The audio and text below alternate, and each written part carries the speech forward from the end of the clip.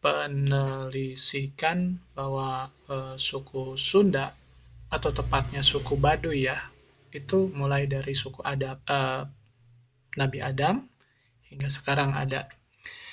Nah, jadi kalau kita perhatikan Sunda itu kan ajaran ya, ajaran tentang ketuhanan gitu ya. Sedangkan sukunya sendiri suku Baduy gitu ya. Makanya kerajaan Sunda itu kerajaan belakangan gitu ya. Seperti kita ada kerajaan Islam gitu ya. Kan nanti lama-lama dibilang bahwa itu adalah suku Islam gitu ya. Padahal itu dulunya adalah keyakinan. Begitupun Sunda kan agamanya Sunda Wiwitan, artinya di situ adalah keyakinan bukan suku. Sukunya sendiri suku Baduy gitu ya. Suku Baduy ini ada kemiripan dengan Badui di Arab Saudi gitu ya. Di Arab Saudi namanya Badui gitu ya. Ba, da, wa, wau, dan ya gitu kalau nggak salah. Nah, kalau misal kita pakai tulisan Arab Melayu, nyebut Baduy pun sama hurufnya ba, da, wa, ya gitu ya, Badui gitu ya. Nah, kita mulai dari penelusuran ini aja dulu. Dulu ini hipotesis daratan Pangea ya, Pangea. Kalau kita lihat mulai dari timur sampai barat, kalau ini kan orientasinya kutub utaranya Cina gitu ya, kutub selatannya adalah Antartika. Nah, tetapi kan nanti berkembang ya hipotesisnya, pergerakan lempengnya. Nah, di sini kita anggap Indonesia di paling bagian ujung, kemudian di sini Australia di bagian ujung yang lain gitu ya. Nah, ini kan nanti dikaitkan dengan persebaran hewan dan lain-lain, makanya dibikin puzzle-nya seperti ini ya. Nah, bisa aja di sini daratan Iran itu bersatu ya. Jadi yang Iran di bawah dengan Iran di atas tadinya bersatu bisa jadi. Atau kalau kita bikin puzzle lagi, Saudi Arabia itu posisinya bukan di situ, tetapi di laut sini nih, di laut. Ini bisa jadi ya. Kemudian Mesir, oke, di posisinya. Turki kemudian deketan sini ya. Nah, kita posisi timur, paling timur Indonesia, kemudian paling barat adalah Antartika. Sehingga kalau misal kita bikin simulasi peradaban setelah banjir Nuh, seperti ini ya. Nah, anggap aja Indonesia ini belum menyebar, tapi masih satu daratan kayak tadi, tapi letaknya paling timur. Nah, kenapa penelusuran berasal dari situ dulu gitu ya? Jadi misal setelah banjir Nuh, di sini peradaban kan terbagi menjadi beberapa peradaban. Ada peradaban Mesopotamia, kemudian piramida Giza Agung, kemudian ada kota Harappa, Mohenjo-daro ini lembah Indus ya. Kemudian ada lagi di sini tembok besar Cina itu untuk peradaban Tiongkok gitu ya. Nah, ini adalah peradaban-peradaban maju gitu ya. Nah, kalau kita perhatikan di sini ada kemiripan ya. Kemiripan kemegahan bangunan, yang paling megah mungkin dianggapnya piramida Giza. Namun belakangan ini ditemukan juga di Gunung Padang patung-patung yang mirip dengan patung Firaun katanya ya. Cuman seni arsiteknya lebih tinggi ya, bisa jadi bahwa di sini pun dulunya ada peradaban tinggi, cuman terkubur kan gitu ya pas banjir Nuh. Jadi kalau misal hipotesis suku Baduy itu menganut ajaran Nabi Adam. Jadi mereka kenal ajaran Nabi Adam. Nah, punya alasan tersendiri kenapa mereka mempertahankan budaya gitu. Artinya nggak mau dengan kemajuan teknologi, nggak mau dengan pinter lah, sekolah nggak mau, dan lain-lain. Nah, ini bisa jadi sebelum peradaban Nabi Nuh kan ada peradaban Nabi Idris nih. Nabi Idris di situ punya ilmu astronomi dan punya ilmu matematik. Sehingga perkembangan maju itu pada akhirnya membuat manusia menyimpang gitu ya dari ajaran Nabi Adam, bisa seperti itu ya. Sehingga berkaca dari demikian dan akhirnya terjadi banjir Nuh, bisa jadi sebagian orang mempertahankan ajaran tersebut supaya tidak terkena bencana lagi. Nah, makanya turun-temurun diceritakan bahwa nggak boleh ini, nggak boleh itu, nggak boleh ada kemajuan atau nggak boleh ada apa. Mungkin kalau kita boleh bilang trauma lah ya, trauma supaya nggak terkena azab dulu seperti banjir Nuh. Nah, bisa jadi seperti itu. Nah, kenapa sih kita mulai peradaban dari Badui di Indonesia dulu? Satu alasan tadi, yang kedua bahwa sebetulnya suku Baduy itu punya tulisan juga. Boleh searching deh di YouTube ya, 20 huruf tulisan. Nah, berarti kan ini Nabi Idris itu nabi yang pertama kali mengenal tulisan ya. Nah, kemudian kalau kita perhatikan berdasarkan perkembangan tulisan ya, perkembangan tulisan. Jadi kalau kita perhatikan ini disimulasikan lagi, di mana sih kapal Nuh mendarat? Kapal Nuh mendarat itu di sini nih. Nah, di gunung ini ya. Jadi kalau misalnya peradaban awal dimulai di timur, ya di timur, ini menyatu ke. Nah, kalau kita perhatikan ini Indonesia dulunya nyatunya ke sini nih. Jadi posisinya paling timur gitu ya. Posisinya paling timur. Nah, jadi kalau kita perhatikan lagi, kapal Nuh kan jatinya atau kayunya berasal dari Pulau Jawa gitu ya. Pulau Jawa sekarang, dulu mah nggak tahu namanya apa gitu ya, atau pulau daratan yang paling timur. Itu cukup logis kalau di sini sudah cukup modern, kemudian orang-orangnya durhaka, seluruh dunia Nabi Nuh udah berdakwah dari timur ke barat, ya. Oke, kemudian nggak ada orang yang beriman satupun, kemudian dibikinlah banjir. Nah, sehingga banjirnya itu menenggelamkan seluruh daratan, ya, dan akhirnya perahunya itu mendarat di sini, di tengah-tengah. Ini kan berarti sisa-sisa hewan, sisa-sisa manusia yang ikut bersama Nuh, kemudian membuat peradaban baru. Nah, jadi kalau peradaban baru ini kemudian menyebar ya, menyebar menjadi peradaban Mesopotamia tadi, gitu ya. Kita balik lagi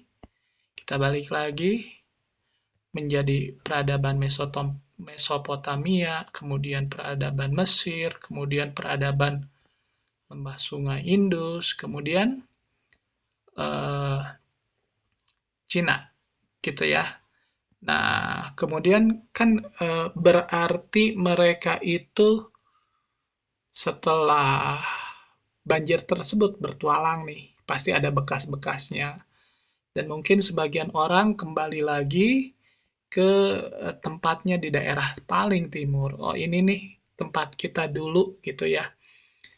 Balik lagi karena mungkin di sini dulunya subur, teknologi maju dan orang cari-cari lagi teknologi itu gitu ya.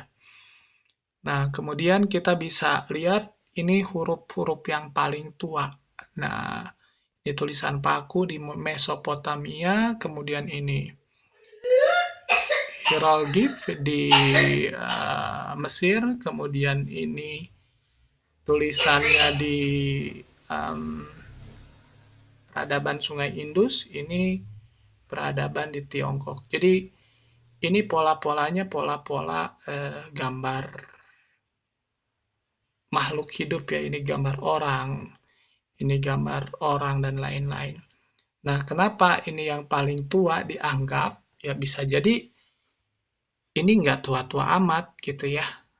Nggak tua-tua amat, kenapa? Karena nggak mungkin Nabi Idris tuh nulisnya burung kayak gini dan lain-lain ya. Tapi begitu Banjir Nuh, sebagian orang nggak bisa nulis, hanya pakai simbol-simbol untuk menggambarkan atau berkomunikasi gitu ya. Nah, tetapi kalau misalnya Nabi Idris bisa baca tulis, pastinya eh, tulisan yang paling kaku dulu nih, seperti misalnya tulisan Sunda ya, aksara Sunda. Ini kan tulisannya dibilang eh, apa ya, tulisannya masih kaku. Jadi di awal-awal masih bisa dipakai untuk menuliskan misalnya matematika, astronomi, seperti kita nulis alfabet sekarang. Nah, kemudian kita lihat lagi turunan-turunan dari huruf-huruf kaku ini. Bisa ada huruf Yunani, ini kaku juga. Huruf Ibrani, ini kaku juga. Kemudian ini huruf Fenisia gitu ya. Sama, ini kaku juga. Nah, bisa aja awal-awal huruf-huruf itu yang paling tua adalah huruf-huruf yang berbentuk kaku. Nah, sebagian orang mungkin ketika menyebar nggak bisa baca tulis, kemudian membuat simbol-simbol seperti ini ya. Dan kemudian tulisan berkembang menjadi simbol-simbol seperti ini. Nah, jadi walaupun Sunda itu di daerah Indonesia ya, atau suku Baduy tepatnya berada di sana, walaupun ada penyebaran agama Hindu, penyebaran agama Buddha, tapi relief hurufnya atau corak hurufnya itu berbeda dengan huruf-huruf Sanskerta gitu ya, punya tulisan sendiri. Nah, adapun yang terpengaruh terhadap oleh huruf Sanskerta ini, kalau kita lihat nih ya, ada lengkap lagi. Kalau kita di nah, ini bahasa Sanskerta itu kan kayak gini ya, aksara Bengali Assam. Kemudian juga ada aksara Laos. Kemudian ada aksara juga Lontara, Sulawesi, Kamboja. Nah, Kamboja kok di Indonesia ya? Oke, oke, nggak apa-apa. Nah, kemudian Batak, ini Bali. Huruf-hurufnya huruf-huruf melengkung gitu. Artinya huruf-huruf modern, aksara sambung lah kalau di kita ya. Nah, berarti itu adalah huruf-huruf terkini. Jadi perkembangan huruf pun kita bisa ngegambarin peradaban mana yang lebih tua dan mana yang terkini gitu ya. Nah, mungkin itu anggapan hipotesis bahwa di Pulau Jawa ini uh, merupakan sekarang ya, peradaban pertama itu dimulai di Baduy gitu ya, atau di suku Sunda. Nah, kemudian gimana sih kita beranggapan bahwa beranggapan bahwa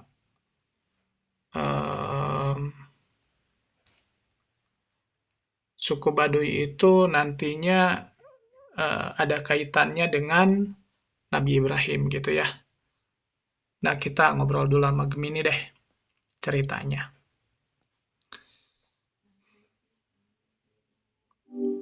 Oke, Gemini.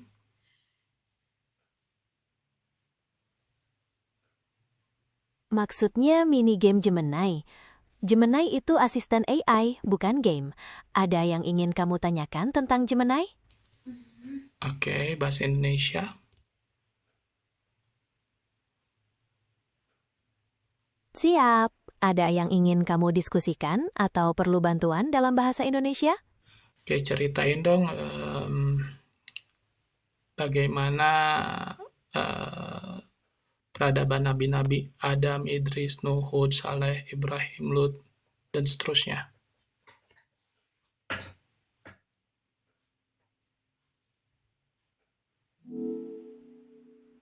Peradaban para nabi memiliki peran penting dalam sejarah Islam. Nabi Adam sebagai manusia pertama dan pembuka peradaban, diikuti oleh Nabi Idris yang dikenal dengan ilmu dan pengetahuannya. Nabi Nuh membawa perubahan besar dengan perahunya saat terjadi banjir besar. Nabi Hud dan Soleh berjuang melawan kaum yang membangkang. Nabi Ibrahim dikenal sebagai bapak para nabi dengan keteguhan iman. Nabi Lut juga berdakwah menghadapi kaum yang menyimpang. Apakah ada nabi tertentu yang ingin kamu dengar lebih lanjut ceritanya? Oke, kalau misalnya agama Hindu dan Buddha, ceritain seperti apa?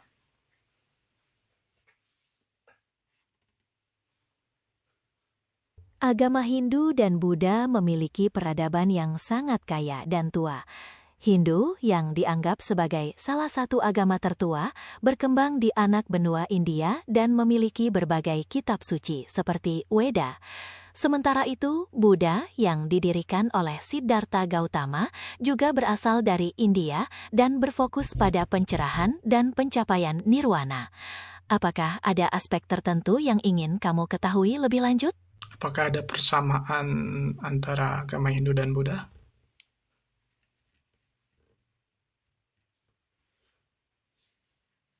Ya, ada beberapa persamaan antara Hindu dan Buddha, terutama dalam konsep dasar. Keduanya sama-sama meyakini konsep karma, di mana perbuatan baik dan buruk akan mempengaruhi kehidupan. Selain itu, konsep kelahiran kembali atau samsara juga terdapat dalam kedua agama tersebut, meskipun dengan penafsiran yang sedikit berbeda. Apakah ada persamaan lain yang ingin kamu ketahui? Oke, kalau misalnya tokoh kayak Brahmana dan lain-lain, ada kesamaan nggak antara Hindu dan Buddha?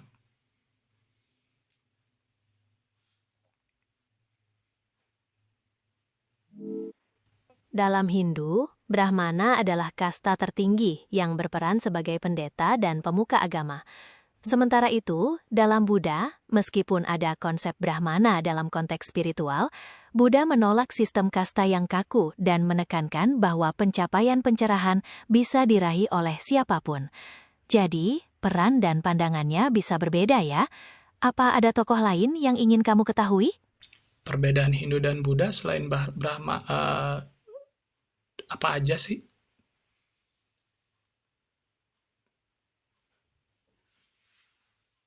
Perbedaan utama lainnya ada dalam konsep ketuhanan. Hindu bersifat politeistik dengan banyak dewa dan dewi, sementara Buddha lebih fokus pada pencapaian pribadi dan tidak terlalu menekankan konsep dewa dalam ajarannya. Selain itu, ajaran dan praktek keagamaan juga bervariasi di antara keduanya. Apakah ada perbedaan lain yang ingin kamu ketahui? Terus Brahma itu siapa sih?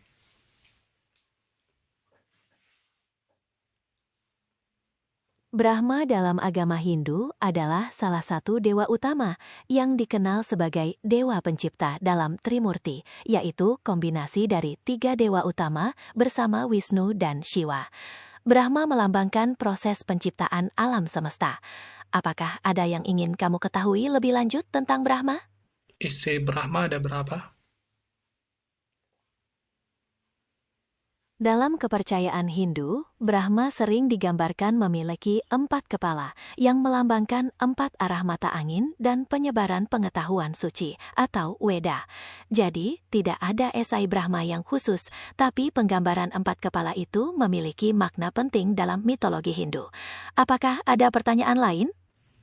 Istri Brahma siapa?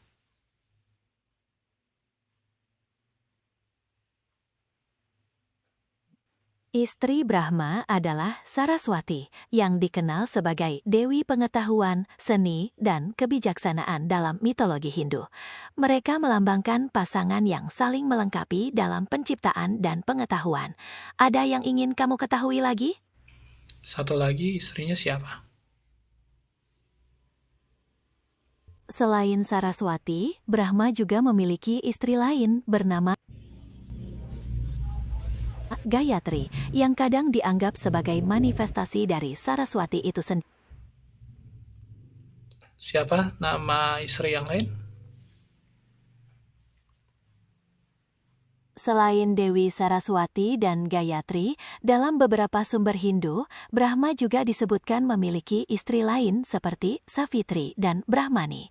Namun, Saraswati yang paling utama dan paling dikenal. Apa ada yang ingin kamu gali lagi? Ceritain tentang Savitri.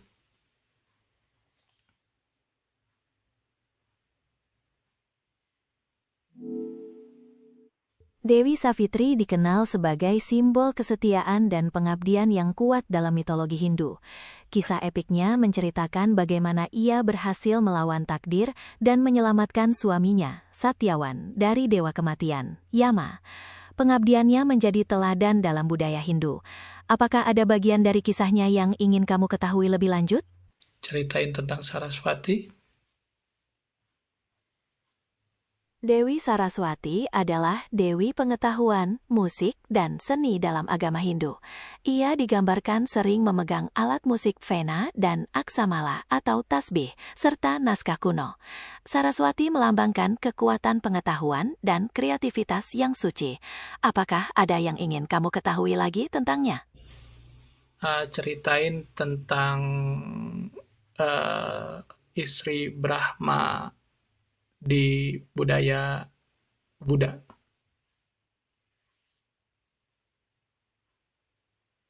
Dalam ajaran Buddha, konsep Brahma sedikit berbeda dengan Hindu. Brahma dianggap sebagai salah satu dewa dalam kosmologi Buddha, namun tidak memiliki konsep istri atau peran seperti dalam Hindu. Fokus utama dalam Buddha adalah pada pencapaian pencerahan dan melepaskan diri dari siklus kelahiran. Apakah ada hal lain yang ingin kamu ketahui? Jadi di Buddha nggak dikenal ya istri Brahma itu. Betul, dalam ajaran Buddha, konsep istri Brahma seperti Saraswati tidak dikenal atau tidak ditekankan seperti dalam Hindu. Ajaran Buddha lebih fokus pada individu dan perjalanan spiritual menuju pencerahan. Apa ada hal lain yang ingin kamu ketahui? Oke. Cukup dulu.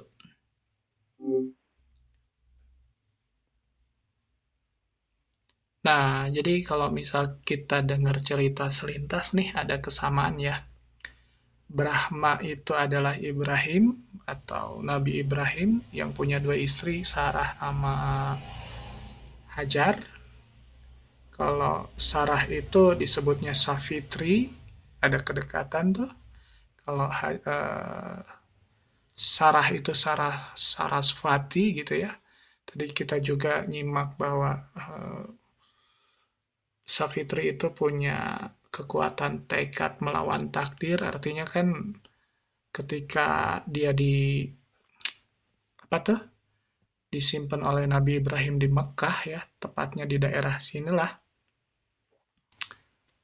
deket-deket Mesir ya, taruh di sini, satu lagi tetap di sana gitu ya, di tempatnya, dan istri utamanya Nabi Ibrahim kan ini ya, siapa? Savitri itu atau Sarah itu kan dilepas tuh di padang tandus gitu ya. Kemudian kalau misalnya Sarah, sorry, ada Hajar, ada Sarah. Sarah itu Sarasvati ya. Sarasvati itu kan istri utamanya tuh. Karena Hajar itu atau Savitri itu ditinggal sendiri sama Ismail di yang sekarang Mekah. Dulu kan padang tandus ya. Jadi yang Savitri itu terkenal dengan kekuatan, sedangkan Sarah itu dikenal dengan Sarasvati. Jadi begitu cara agama itu kemudian memudar ya dari cerita ke cerita lain. Jadi Hindu itu, Buddha itu akarnya adalah dari agama Nabi Ibrahim. Hanya saja nanti sekarang aja kan agama satu bisa pecah-pecah jadi agama lain tergantung pemahaman setiap individu gitu ya, atau kelompok dari individu. Nah, dari kesamaan ini bahwa kita berhipotesis, ingat ya ini hipotesis, bahwa Hindu dan Buddha tadinya akarnya sama, monoteis, begitupun ajaran Sunda monoteisme dari Nabi Adam, tetapi kemudian nanti peradaban Baduy itu tetap mempertahankan nilai-nilai di zaman Nabi Adam, menghormati alam dan lain-lain, sedangkan agama Ibrahim itu akan menyebar luas dari barat ke timur. Walaupun pada akhirnya melenceng lagi menghasilkan keyakinan menyembah dewa-dewa gitu ya. Makanya dulu zaman Nabi Nuh pun sama, kenapa ada banjir? Karena udah nggak bisa diingetin, malah kerjaannya bikin sesembahan sendiri gitu ya.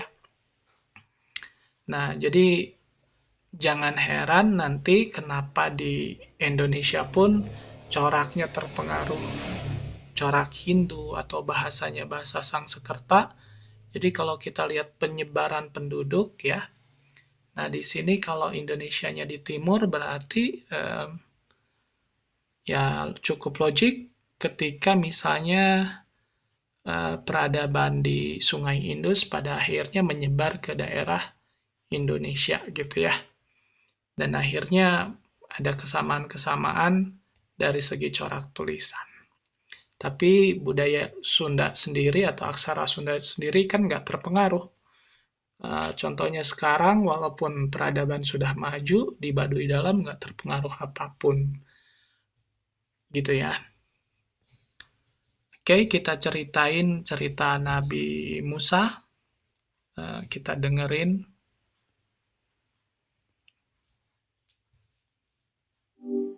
Halo Gemini. Setelah Nabi Ibrahim itu ada Nabi apa lagi? Mulai dari Sulaiman kah, atau Musa kah, atau nabi-nabi yang lain? Setelah Nabi Ibrahim, ada beberapa nabi yang diutus oleh Allah. Beberapa nabi penting setelah Nabi Ibrahim adalah Nabi Ishak, putra beliau, kemudian Nabi Yakub, Nabi Yusuf, Nabi Musa, dan Nabi Sulaiman, di antara nabi-nabi yang lain. Apakah ada nabi tertentu yang ingin Anda ketahui lebih lanjut? Urutin dong, mulai dari Nabi Ibrahim sampai Nabi Sulaiman.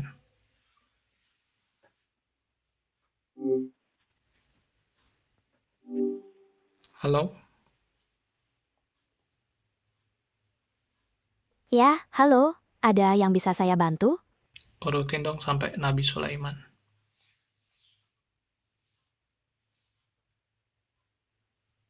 Tentu, setelah Nabi Ibrahim, urutan Nabi berlanjut dengan Nabi Ishak, kemudian Nabi Yakub, Nabi Yusuf, Nabi Musa, dan Nabi Sulaiman.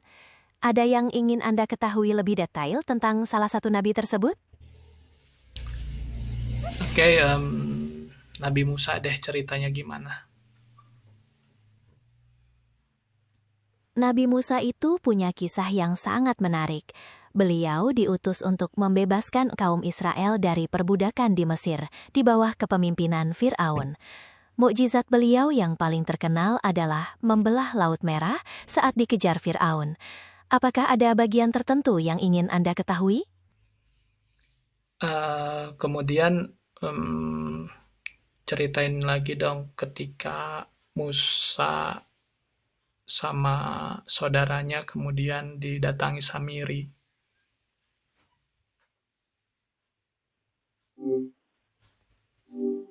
Ceritain dong kisah Musa dengan saudaranya dan didatangi Samiri gitu. Kisah Nabi Musa dan Samiri berawal ketika Nabi Musa pergi ke Gunung Sinai untuk menerima wahyu Taurat. Sebelum berangkat, beliau menitipkan kepemimpinan Bani Israel kepada saudaranya, Nabi Harun. Namun, selama kepergian Nabi Musa, Samiri, salah seorang pengikut Bani Israel, memanfaatkan keadaan. Dengan tipu dayanya, Samiri menghasut Bani Israel untuk membuat dan menyembah patung anak sapi emas. Nabi Harun telah berusaha mencegah mereka, namun tidak berhasil. Ketika Nabi Musa kembali dan mengetahui kejadian itu, beliau sangat marah dan bersedih hati. Nabi Musa kemudian memberikan hukuman kepada Samiri dan mengembalikan Bani Israel kepada keesaan Allah. Apakah ada bagian tertentu yang ingin Anda dengar lebih lanjut? Itu patung Samirinya kemudian diapain tuh sama Nabi Musa? Nabi Musa kemudian menghancurkan patung sapi emas itu. Beliau membakar patung tersebut dan menyebarkan abunya ke laut sebagai tanda penghancuran total terhadap perbuatan syirik mereka. Setelah itu, Nabi Musa juga memberikan teguran keras kepada Bani Israel dan menyerukan mereka untuk kembali kepada keesaan Allah. Apakah ada detail lain yang ingin Anda ketahui? Itu Nabi Musa itu ngambil kitab sucinya kemana?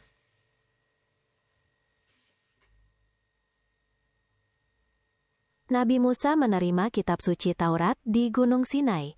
Beliau berdiam di sana selama 40 hari dan 40 malam untuk menerima wahyu dari Allah.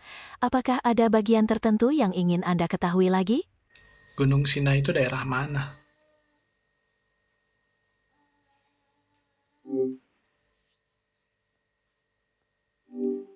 Gunung Sinai itu sebelah mana tempat Nabi Musa, timur atau barat? Gunung Sinai itu terletak di Semenanjung Sinai yang secara geografis berada di Mesir, di sebelah barat Semenanjung Arab.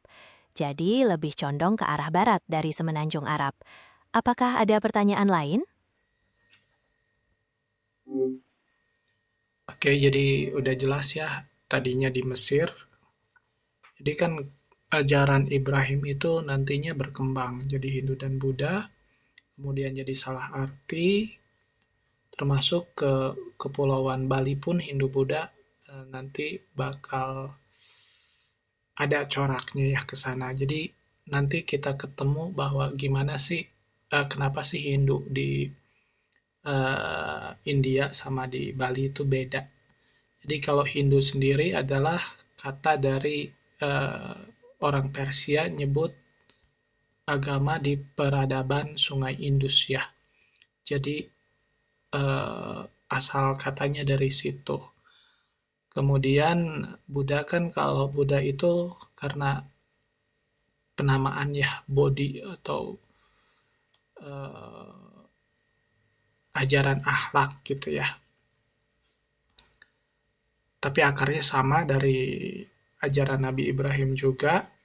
Nah, pada akhirnya diluruskan kan nama Nabi setelahnya yaitu Nabi Musa bahwa uh, di Mesir, nah di Mesir di sini nih Nabi Musa berdakwah, kemudian ketemu Samiri patung sapi dan menghancurkannya ke Sungai Nil, Sungai Nil, Laut Merah ya. Nah, nanti koreksi suka lupa. Nah, kenapa cerita itu sangat berpengaruh terhadap lain? Jadi Nabi Musa itu ajarannya nanti menyebar lagi dari tengah ke timur dan ke barat. Jadi nanti peradaban lembah Sungai Indus menerima informasinya bahwa oh itu kan ada cerita Samiri ya patung sapi dan dihancurkan ke jadi abu kemudian dilempar. Makanya tradisi di sana di Hindu di India itu mengagungkan sapi. Dan kemudian kalau misalnya meninggal itu dibakar dan abunya disebarkan ke sungai gitu ya. Nah, itu bisa aja meniru cerita-cerita yang dari Nabi Musa gitu ya. Atau uh, uh, jadi belok lagi ajarannya nggak sempurna gitu ya. Yang tadinya udah dibenerin ajarannya tapi ngambil yang beloknya. Bisa jadi seperti itu. Begitupun pada Buddha di peradaban sini ada apa ya cerita Sun Gukong Kerasakti gitu yang bawa kitab suci dari Barat. Kemudian di situ pun ada siluman-siluman kalau kita lihat filmnya. Nah, kalau kita lihat kan orang-orang sini, orang-orang dulu, orang-orang Mesir kalau udah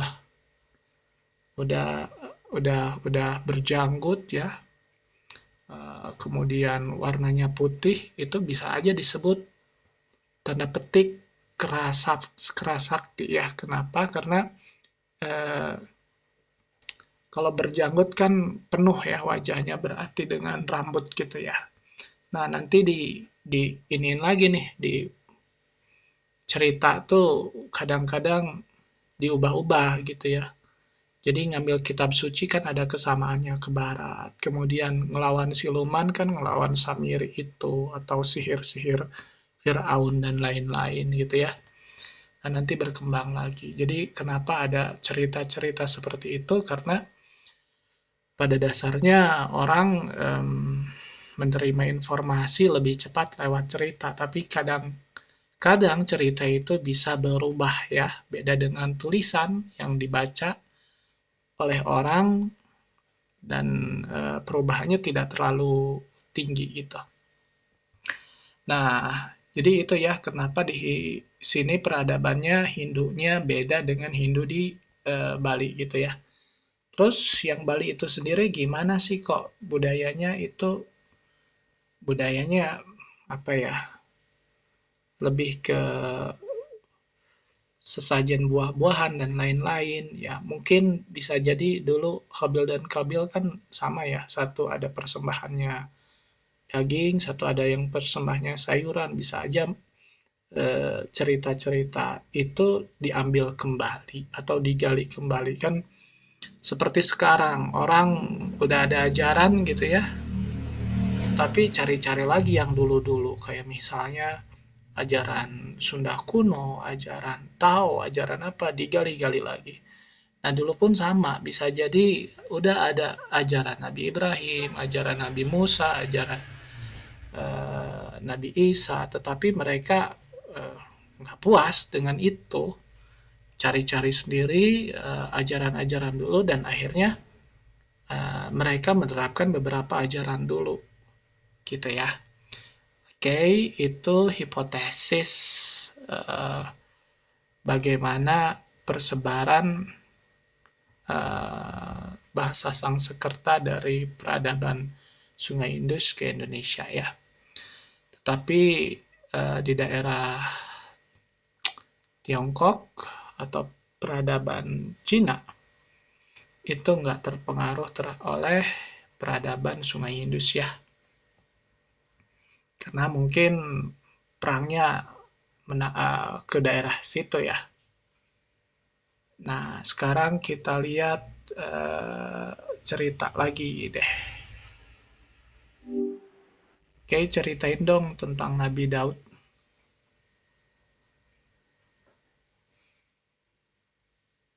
Nabi Daud adalah seorang nabi sekaligus raja.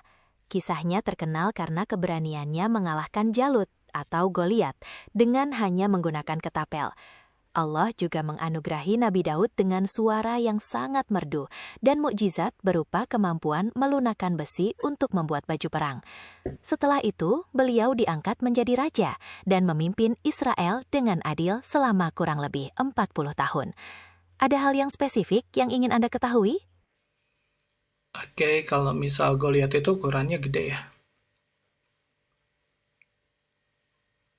Betul sekali, Jalut atau Goliat itu digambarkan memiliki tubuh yang sangat besar dan kuat, jauh lebih besar dari prajurit pada umumnya.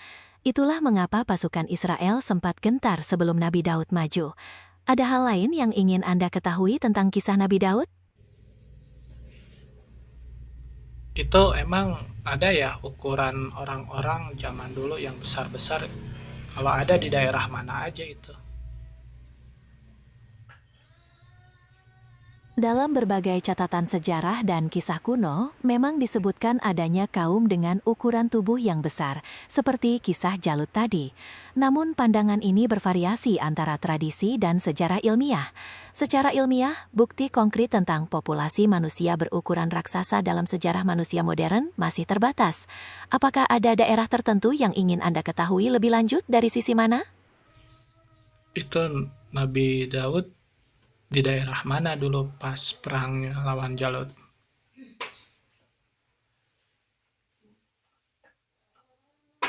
Perang antara Nabi Daud dan Jawud diperkirakan terjadi di daerah Lembah Ela yang berada di dekat Yerusalem. Beberapa sumber menyebutkan lokasi ini sebagai Sya'araim, sebuah benteng dengan 2 gerbang. Apakah ada detail lain yang ingin Anda ketahui? Oke, kemudian bagaimana cerita Nabi Sulaiman?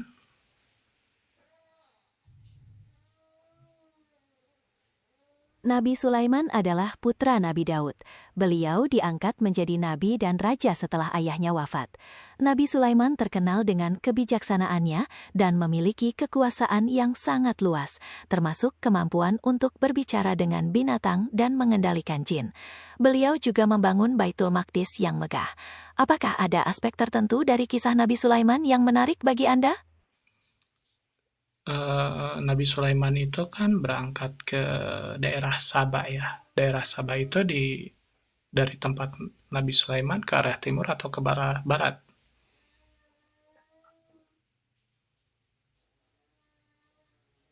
Kerajaan Sabah diperkirakan terletak di wilayah Yaman modern, yang arahnya sebagai besar berada di sebelah selatan dan tenggara dari kerajaan Nabi Sulaiman pada waktu itu. Jadi bukan ke timur atau ke barat secara langsung, tapi lebih ke arah selatan. Apakah ada titik lain yang ingin Anda ketahui? Oke, ada cerita lain nggak selain ke Yaman itu?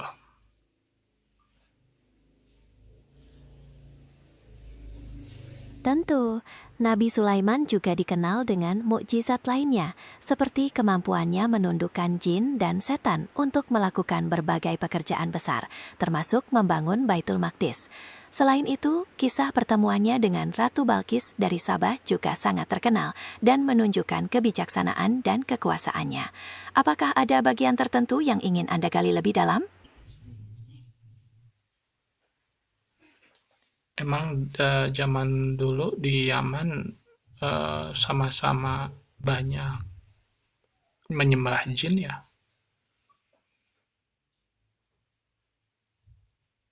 Tidak semua di Yaman menyembah jin, tapi pada masa Nabi Sulaiman, memang ada sebagian masyarakat yang masih melakukan praktek tersebut. Ratu Balkis sendiri dan kaumnya pada awalnya menyembah matahari. Nabi Sulaiman kemudian menyeru mereka untuk kembali kepada keesaan Allah. Apakah ada bagian dari kisah ini yang ingin Anda ketahui lagi? Ada nggak cerita lain tentang Nabi Sulaiman berangkat ke daerah timur?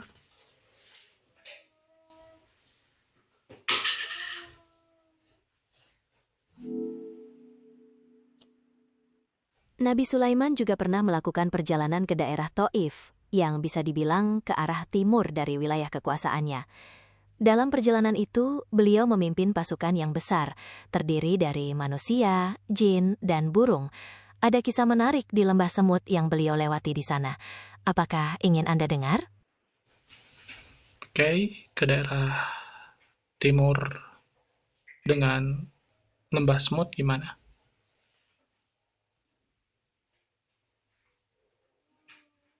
Dalam kisah, Nabi Sulaiman dan pasukannya melewati lembah semut dalam perjalanan mereka ke arah timur.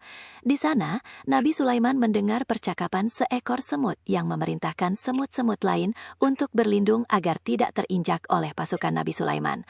Nabi Sulaiman tersenyum mendengar hal itu dan bersyukur atas karunia yang diberikan kepadanya. Kisah ini menunjukkan kebijaksanaan dan kepedulian Nabi Sulaiman terhadap makhluk Allah sekecil apapun. Ada hal lain yang ingin Anda ketahui? Kalau arti Taif itu apa sih? Taif adalah sebuah kota di Arab Saudi yang dikenal karena topografinya yang sejuk dan subur. Secara bahasa, Taif bisa diartikan sebagai yang mengelilingi atau yang mengunjungi, merujuk pada letaknya yang strategis sebagai persinggahan. Apakah ada hal lain yang ingin Anda ketahui tentang Taif? Jadi secara bahasa Taif artinya Secara bahasa, Taif itu memiliki makna yang berkaitan dengan mengelilingi atau mengunjungi. Ada juga yang menafsirkan sebagai tempat berteduh atau yang mengitari. Hal ini mungkin terkait dengan lokasinya yang strategis dan sering menjadi persinggahan. Apa ada hal lain yang ingin Anda ketahui? itu subur di situ. Betul, Taif memang dikenal sebagai daerah yang subur karena ketinggian dan iklimnya yang sejuk. Kondisi ini membuatnya cocok untuk berbagai tanaman, seperti buah-buahan dan sayuran. Apakah ada jenis tanaman tertentu yang ingin Anda ketahui? Oke, jadi di sini cerita Nabi Sulaiman ke negeri Sabak katanya di daerah selatan, tapi ke wilayah timur juga pernah ke daerah Taif. Jadi kalau kita cermati rangkaiannya, dia itu kan perjalanan dulu nih bersama pasukannya ke lembah semut, kemudian di suatu tempat ketika berhenti nanyain burungnya itu, salah satu burungnya nggak ada, kemudian melaporkan bahwa ada suatu putri yang menyembah matahari, kemudian nanti Ratu Bilqis itu dipindahin dan lain-lainnya. Oke, jadi kita ambil benang merahnya Taif ya, Taif. Jadi bukan ke Yaman tapi ke Taif. Nah, Taif ini bisa jadi itu Indonesia, ke daerah timur, wilayah timur. Jadi Indonesia itu disebut Taif, artinya yang mengelilingi. Kalau kita lihat di sini kan strukturnya seperti ini ya. Dulu mungkin daratannya satu, letaknya di wilayah timur di sini ya. Kemudian di situ pun sama, banyak daratan tinggi dan subur, terutama di Pulau Jawa ya. Jadi logis kalau kita mengkaitkan antara perjalanan Nabi Sulaiman dari tempatnya asalnya sampai ke daerah timur untuk menyampaikan ajaran Tuhan. Karena ajaran Nabi Ibrahim udah melenceng, ajaran Nabi Musa udah melenceng, akhirnya harus diluruskan oleh ajaran Nabi Sulaiman. Pada akhirnya kan peradaban Sungai Indus ini akhirnya menyembah dewa-dewa, menyembah jin-jin, bahkan menyembah matahari yang tadinya mungkin istilah Sunda itu adalah agama cahaya gitu ya. Cahaya itu diartikan lain lagi, jadi menyembah matahari itu bisa aja terjadi seperti itu. Nah, jadi artinya diluruskan lagi, bisa jadi Ratu Bilqis yang dimaksud itu Ratu Boko bisa, sehingga nyambung tuh, ada hipotesis bahwa Nabi Sulaiman itu membangun Borobudur. Ya bisa jadi, karena peradaban sebelumnya adalah peradaban Mesir, Musa, yang ngebangun batu-batu, tetapi batunya nggak bagus-bagus amat gitu ya, cuman tumpukan batu. Kemudian ke peradaban lagi Hindu, di sini reliefnya udah bagus-bagus, dan pada akhirnya yang lebih bagus itu Borobudur yang dibangun Sulaiman, dari segi misalnya arsitektur, kemudian kalau dilihat dari atas itu benar-benar bagus, akurat, ya gimana lagi karena arsitekturnya dibantu jin gitu ya. Jadi itu, tapi kemudian kalau misalnya yang di Gunung Padang itu ada patung Firaun, saya pikir itu sejaman dengan Mesir ya. Jadi di sini udah hebat duluan nih ngebangunnya, bikin relief patungnya udah hebat sehingga umurnya lebih tua daripada Candi Borobudur itu sendiri. Karena relief patung di sini dengan candi di Gunung Salak dengan Candi Borobudur beda. Dengan peradaban Sungai Indus pun beda gitu ya. Jadi peradaban di awal di sini di timur lebih tua daripada peradaban di Salaka Negara, di mana itu di Gunung Salak lebih tua daripada di Candi Borobudur gitu ya. Itu hipotesisnya. Nah, jadi itu uraiannya bagaimana perjalanan manusia yang tertua, suku Badui dari timur, kemudian ke Banjir Nabi Nuh dan balik lagi gitu ya. Tadi juga udah disinggung tentang Saraswati, kemudian Savitri juga ya, akarnya dari Nabi Ibrahim. Kemudian sebenarnya Sarasvati itu dari mana sih gitu ya? Kalau kita lihat di Mekah kan ada suku Badui gitu ya. Ya bisa aja Siti Hajar itu merupakan dari suku Baduy tadi gitu ya. Karena suku Baduy kalau kita lihat tradisinya kuat-kuat, baik-baik, bisa memanfaatkan alam dengan baik. Bahkan di situ dikasih tugas untuk bikin Mekah itu jadi subur gitu ya, dengan airnya dan lain-lain. Jadi kalau Taif itu di Mekah nggak subur-subur banget sih di zaman dulu dibandingkan di Indonesia gitu ya. Di Indonesia sekarang, dulu bukan Indonesia ataupun Pulau Jawa, daerah timur aja ya, atau Taif bisa jadi gitu ya. Nah, kan sekarang berubah-ubah namanya. Jadi bisa ya dikaitkan Siti Hajar dengan keturunan Baduy gitu ya, atau orang pertama, karena nantinya kan peradaban Sungai Indus itu, peradaban setelah Nuh itu nanti orang-orang dari satu tempat itu menyebar. Sebagian orang balik lagi, sebagian orang tetap di situ, gitu ya. Oke, seperti itu, nanti mungkin saya mikir lagi.